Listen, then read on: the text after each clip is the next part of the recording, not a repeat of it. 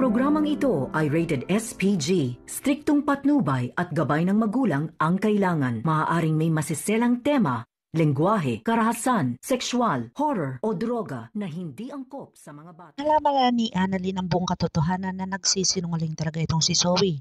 Dito na nga nalaman niya sa kanyang mga kaibigan na hindi pala sila nagkita ni Dr. Luke kung saan talagang wala talaga doon si Zoe sa Apex Medical Center.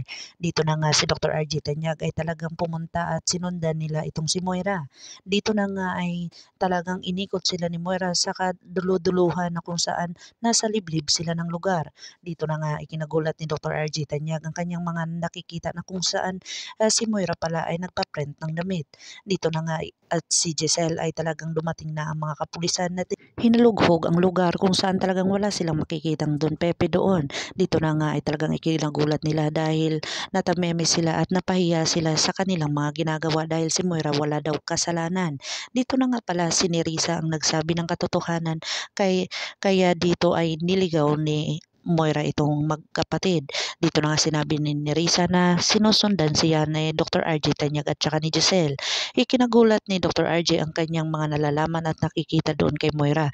Pero ito nga si Giselle ay talagang hindi bighani kung saan talagang may kasalanan itong si Moira at talagang siya ang may pumutulo kung bakit nawawala si Don Pepe. Dito na nga si Don Pepe ay sinabi niya dito na talagang patatakasin siya ay bibigyan niya ng 10 milyon. Pero nginid sa kalaman ay talagang binantayan ni Balahadja itong si Vasquez para ito ay nakuhanan niya ng ideya.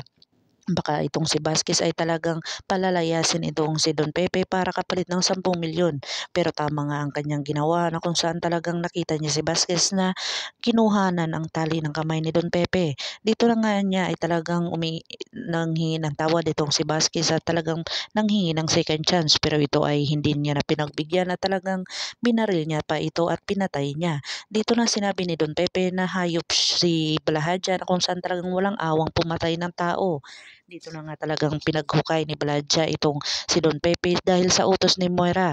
Dahil itong ang si Moira at saka si Zoe ay nagtalo na kung saan bumaliktad na nga itong si Zoe dahil sa kanyang ama na sinabi dito na layuan na si Moira dahil mapapahamak lang siya sa kanyang mga ginagawa na kung saan talagang madidiin itong si Moira kung hindi na susunod si Zoe sa kanyang mga inuutos.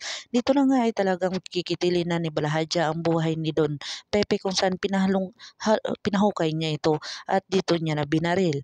Dito na kaya mamamatay itong si Don Pepe kung saan talagang magbulaga na lang itong si Dr. RJ Tanyag at saka si Giselle sa mga nangyayari. Pakakabangan natin ang mga susunod pa na episode na ito. Ang abot kamay na pangarap.